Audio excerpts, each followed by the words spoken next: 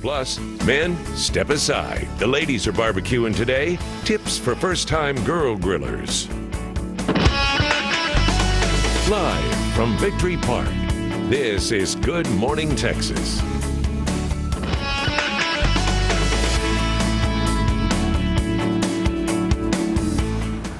Okay, summer is the time for barbecuing, but guys, I want you to step aside because the girls are taking over when it comes to the grill.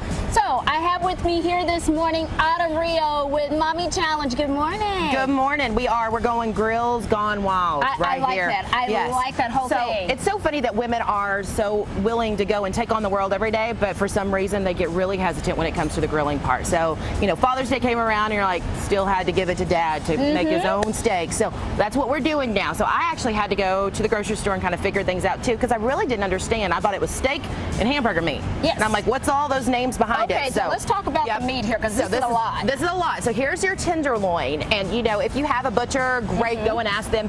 But they'll kind of give you all the information. I went to Market Street. They kind of gave me the lowdown on all of this. This one right here is going to be your T-bone. It's really pretty, and it's a portion of that's going to be your tenderloin, and a portion of that's going to be your New York strip here. Okay. So that one's a little bit more difficult if we're talking the first timing when you're trying to grill, because you have two different kinds of meat. Okay. This is your New York strip. It's got some great marbling, which is great, but your all-star here is going to be your ribeye. And the reason for that, it's got all that marbling, all that fat, and that's where the flavor's coming out. And it's super easy, all that stuff. And then, of course, here's your hamburger meat.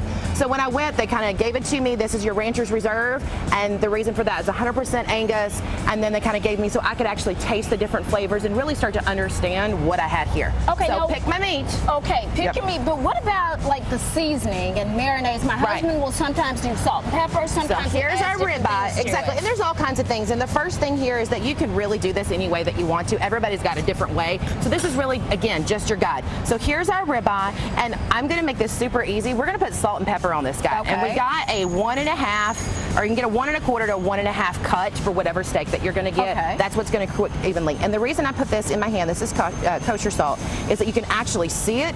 You know exactly what you're putting on there, and you're going to feel like, oh my gosh, I'm putting so much salt on there. Once you're not. Get it done. Okay, let's talk a little bit about the grill itself. Now, you know I have to keep it simple, so I'm like the on button and making sure there's enough propane. There is, exactly. So if you have a gas grill, awesome, and you do. It only takes you about 10 minutes from start to finish to get that baby going, right? Okay. So we're going to walk over here, but you know, if you don't have a gas grill and you're like, it's charcoal, and we're talking. This is old school. This is old school, girl, but that's okay. It's not that complicated. People are like, oh, do I put it in a mound? Do I do it in this? I do the grid method. I actually learned this from a gentleman with the Texas Beef Council, and he said, put it in this grill pattern, and this is going to be your self-igniting charcoal. Wow. We've got a little wind going, so it's not working with me here. But you can literally light this up and let this go. Over here too. I do have a skillet over here. Wow. And this is going to be, you know, when Mother Nature doesn't do you any favors and it starts to rain in the middle of your, So you're going to put this on. This is going to be a hot skillet that we've got here. We've had it sitting here for a while we've got it on TV here, getting it nice and hot. And we've got our steak here. Now, what I've got is a little bit of oil. We'll talk oil because there's all kinds of controversy on what oil is best and for the heat and all that kind of stuff. So I've just got a nice vegetable oil that I'm putting in here, and just a little bit, because with the iron skillet, there's already so much flavor. You don't have to really do a whole bunch. How much do you have to grill this on each side to make sure I like in medium? Yep. So, okay, so on a medium, there's all kinds of different things, and that one's going to like sizzle there for a little bit. We can hear that. You have the method, they call it the finger test, right? So your rare is your 120. Okay. And then here's on your finger test. So if you do like this, you can kind of feel right here. Okay. And if you were to take actually your tongs and kind of feel on the meat, that's what it needs to fill out when it's ready. So this right here would be rare. If you turn this over to this finger, this one's going to be like your medium rare to medium.